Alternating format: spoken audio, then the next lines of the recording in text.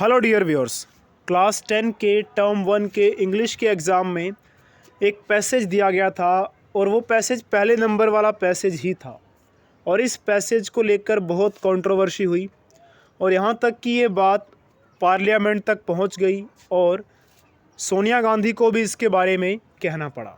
तो ये रहा वो पैसेज, आप स्क्रीन पर देख सकते हैं। इस पैसेज की वजह से सारा का सारा जो है बवाल हुआ है। इस पैसेज को अगर देखें तो इसमें 3 पार्ट्स हैं, पार्ट 1, पार्ट 2 और पार्ट 3।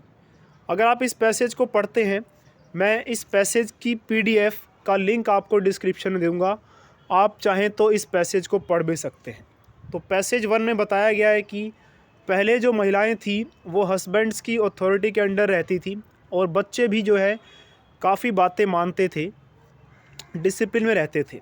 उसके बाद सेकंड पैराग्राफ में कुछ बताया गया है कि बच्चे जो है आगे चलकर कम होने लग गए, यानी कि पहले एक परिवार में ज़्यादा बच्चे हुआ करते थे, फिर कम हो गए, जिससे महिलाओं को थोड़ा टाइम मिल गया। अब बच्चों की देखभाल में उतना टाइम महिलाओं को स्पेंड नहीं करना पड़ता था, जिसकी वजह से उनको टाइम मिला, उन्होंने बुक्स पढ़ना शुरू किया, यानी कि वो धीरे धीरे अपने आप को फैमिली में मेल जितना बराबर समझने लगी या अपने आप को उनके बराबरी का दर्जा देना चाहती थी, ऐसा होने लगा।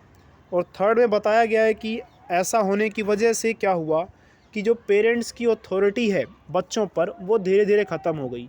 बच्चों को लगा कि घर में पहले पिता जो है उनकी अथॉरिटी सबसे ज़्यादा है, लेकिन समय बदलने के साथ साथ उनको लगा नहीं, माता की अथॉरिटी सबसे ज़्यादा है।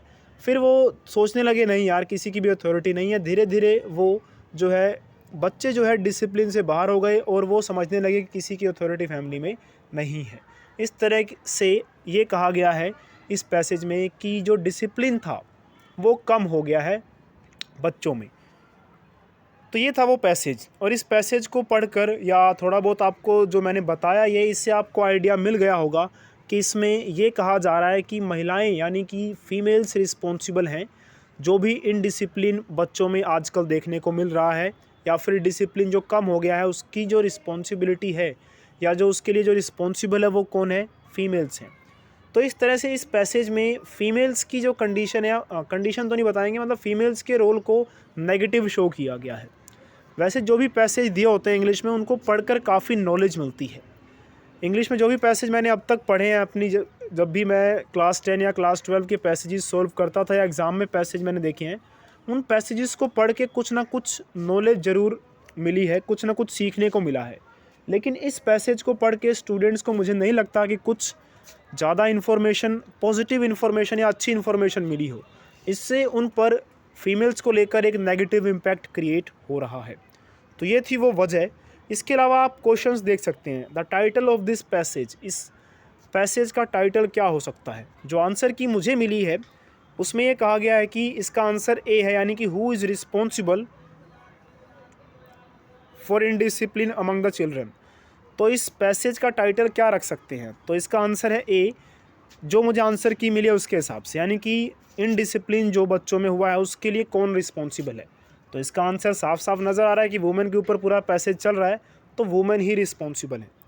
इसके अलावा और भी जो क्वेश्चंस दिए गए हैं और जो इनके आंसर्स पूछे गए हैं, जो आंसर की में आंसर दिए गए हैं वो भी काफ़ी इररेलेवेंट से लग रहे हैं। आप खुद भी इसको पढ़ के अंदाज़ा लगा सकते हैं। जैसे क्वेश्चन 4 या 5 है, इनका जो आंसर की से मैच किया जाए तो काफ़ी इररेलेवेंट लग रहे हैं ये भी।